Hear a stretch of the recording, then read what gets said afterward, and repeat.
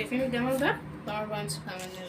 هاي، عاملين ايه؟ وحشتوني قوي. النهارده بقى هجرب معاكم وصفه الترند، الوصفه الترند يعني وصفه طاقية السلطان. هجربها معاكم لاول مره ويا رب تظبط معايا وهشوفها معاكم. هقول لكم على المواصفات. النهارده بقى هنحتاج معانا في الوصفه بتاعتنا نص كوبايه ميه دافيه، وربع كوبايه زيت، وربع كوبايه او نص كوبايه لبن، 5 معالق كبار سكر، معلقتين كبار او 3 معالق كبار كاكاو، وهنا معلقه كبيره او معلقتين صغيرين خميره، وكيس فانيليا، وهاخد هنا بيضه بس هاخد البياض بتاعها بس، وهنا معايا 3 كوبايات وربع دقيق، وعلى حسب كميه الدقيق اللي انت بتستخدميه برضو. هنبتدي بقى معانا الوصفه هنا ونشوف هنعمل. هنا بقى هنبتدي معانا بالحاجات السائله الاول. هنزل عليهم بالميه الدافيه بسم الله، وهنزل عليها بربع كوبايه او نص كوبايه لبن اهو، وهنزل بالزيت اهو، واقلبهم مع بعض. هنا بقى خدنا البياض بس وسيبنا الصفار. هنحتاجه برضو في الوصفه بتاعتنا. هنقلب بقى كده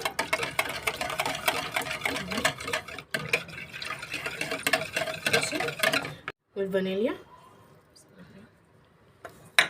انا اول مره اجربها بس ان شاء الله مش هتخزني، تظبط معايا بس عشان دي ترند بقى.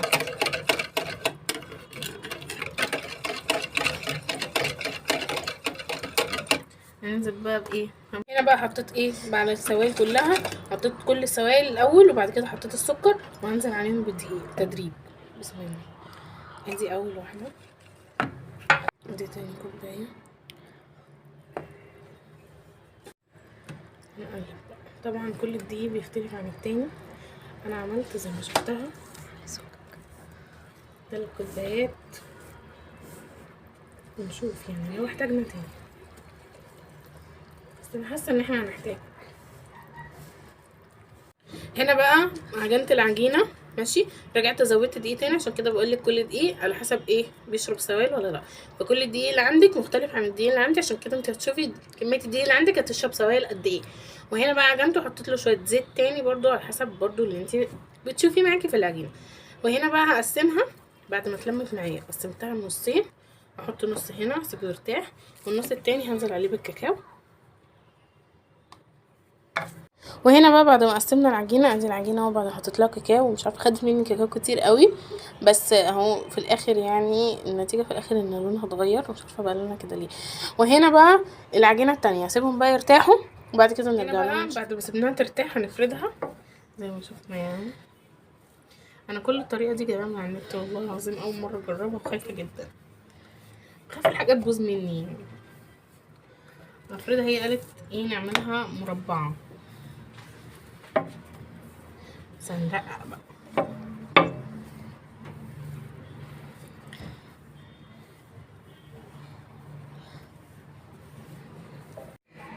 انا هنا بعجن دي، انا اصلا خايفه من العجينه البني دي، هي اكتر واحده مخوفاني، قفشه كده، مش عارفه زعلانه من ايه، بس اهو بنحاول معاها. هنا بقى بعد ما فردنا هننزل عليها بتشوكلت، اي نوع بقى انت تحبوه. نفرد بقى كده، يا كتري بقى على قد ما تقدري، على قد ما تقدري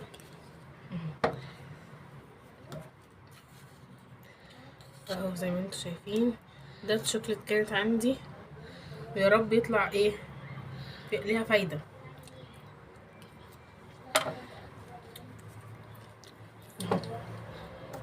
بعد كده بقى بكتر بس مش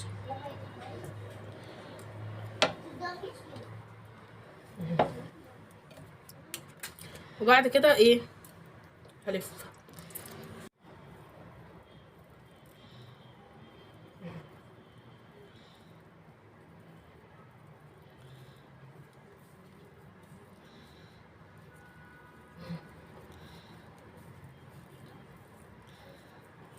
نروح بقى مقطعين اهو زي ما انتم شايفين كده. بعد ما لفيت قطعت الربع بتاعها الاخير اهو، وببرم بقى كده، ببرم كده، شايفين؟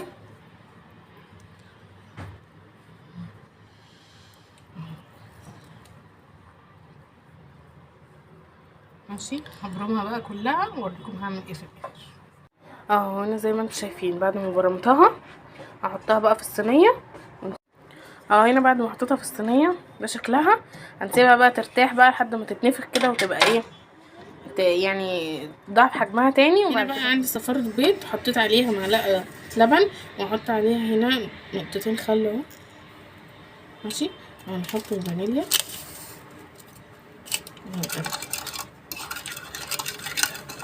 هنا هي اختمرت معايا. هدهنها بقى كده.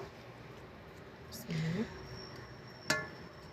انا حطيت طبعا الخل والفانيليا عشان الزفاره. احنا بنعمل زي الوصفه بالظبط ان شاء الله، مش هتخزلنا، تنجح معانا. انا طبعا مولعه الفرن، نحطها في الوسط في الرف اللي في النص وايه ونشوف النتيجه. هنا ده شكلها. نحطها في الفرن.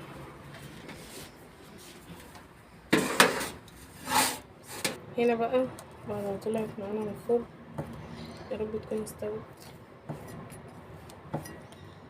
نقطعها نشوف. بسم الله.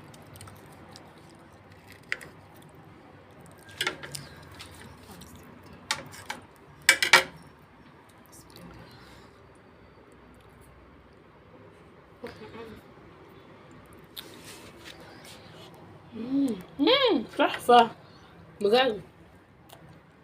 مستوي والله. انت تستحقها تبوظ مني.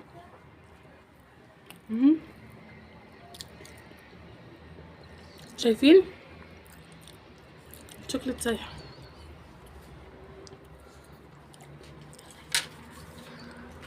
بجد جربوها. هي تجربة يعني تبان من البداية مرهبة، بس هي جميلة قوي وحلوة بجد. من جمالها مش قادرة اسيبها والله.